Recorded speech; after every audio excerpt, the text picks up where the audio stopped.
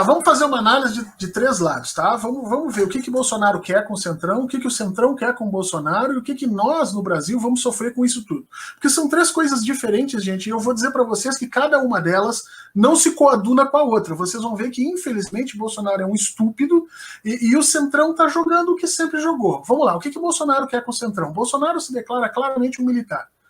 E já disse várias vezes que não tem condições nenhuma de negociar e de conversar com o parlamento. Ele é um militar, ele está ali na força, e o que ele está tentando fazer é reduzir o custo do atrito político entre ele e o Congresso. Reduzir o custo, porque não é nem eliminar, porque ele sabe, ou ele acha, que em última instância, quem vai garantir o governo dele é o Exército. Não é o voto da população, não é o Centrão, não é o Arthur Lira, é o Exército. Na cabeça dele, o que quer que venha acontecer, os militares vão acorrer em seu auxílio e nós vamos ter a colocação de uma ditadura e ele vai continuar como presidente. Veja, essa é a posição dele, não estou dizendo que está correto, tá?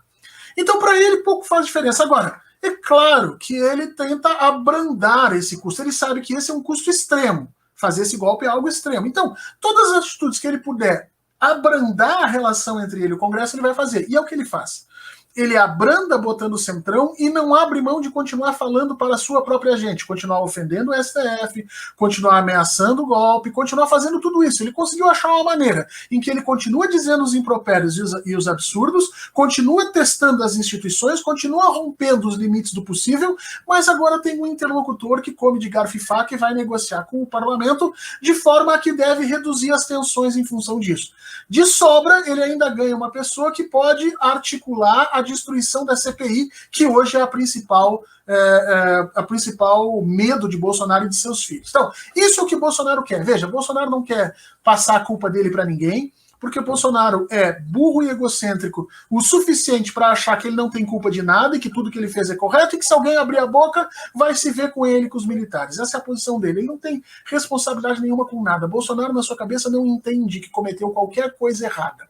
Essa é a fraqueza e a força do fascismo.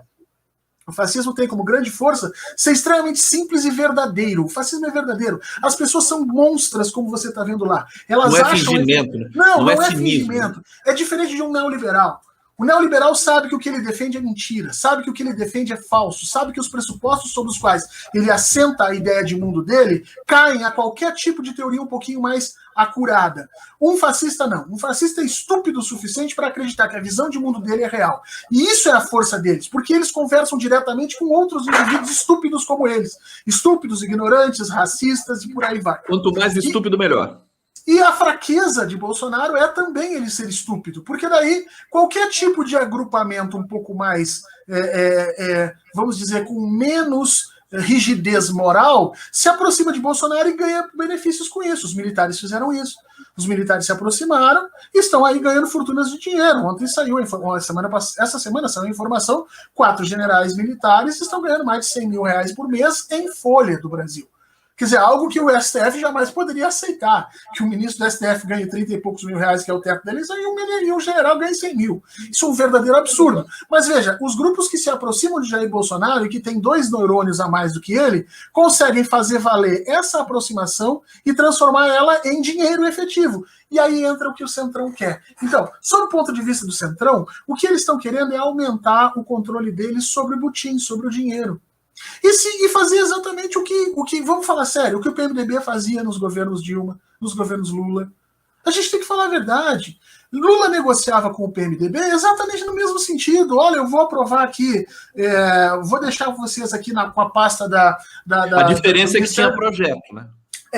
Isso que a gente já comentou, né? Tinha projeto e tinha limite. Tinha projeto e tinha limite. Então, assim, olha, eu vou entregar aqui para vocês a pasta do desenvolvimento, ela tem um orçamento de, sei lá, tantos bilhões. Vocês vão poder discutir onde é que vai esse orçamento. Mas se aparecer alguma coisa aqui que seja de corrupção ou que seja mal vista, nós vamos terminar, nós não vamos nem discutir. Como é o caso, por exemplo, da paçoca, da tapioca, aquela do ministro que não estava envolvido em nada de corrupção, mas apareceu e tiraram o ministro imediatamente. Nem discutiram, nem abriram investigação, nada. Então, havia projeto de país e havia limite. Mas o jogo político sempre funcionou desse jeito. Sempre houve esse centrão, desde o período militar, gente. Como é que vocês acham que Maluf ficou rico? Como é que vocês acham que Antônio Carlos Magalhães ficou rico? Como é que vocês acham que esses caras construíram as estruturas que eles construíram? José Sarney e suas... Porque se aproximaram das relações de poder, tiveram acesso às decisões para o uso desse budget e a partir daí ganharam. Posso só fazer um parêntese? Depois eu já retorno para você. Mas assim, seria uma comprovação, uma comprovação, né, tão exuberante, porque o Lula não ficou rico, a Gleisi não ficou rica, a Dilma mora, você sabe onde a Dilma mora? Em Porto Alegre, no bairro da Tristeza, acho que é uma casa de classe média, uma casa simples. Quer dizer, nenhum petista ficou rico, salvo alguma exceção, Palocci, justamente, você tem, tá, a exceção confirma a regra, mas todos esses, né, já seria suficiente para a gente pedir desculpas para o PT, né, por tanta... que o Brasil... Desculpa, só queria registrar isso. Não, você tem razão, as pessoas vão acabar pedindo desculpa para o PT já. Pedindo desculpa para Dilma. As pessoas hoje que têm 2 neurônios já estão fazendo isso, mesmo tendo restrições políticas a ela.